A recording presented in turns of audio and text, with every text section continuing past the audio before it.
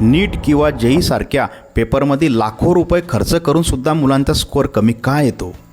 तर याचे कारण असे आहे की आपले विद्यार्थी 8वी 9वी 10वीपर्यंत स्टेट बोर्डमध्ये शिकतात आणि 11वी 12वीचा त्यांचा नीट किंवा जेईचा हा जो सिलेबस आहे हा NCERT लेवलचा आहे. सखोल सिलेबस असल्याकारणाने अगदी 2 वर्षात तो सिलेबस त्यांच्याकडून पूर्ण होत नाही.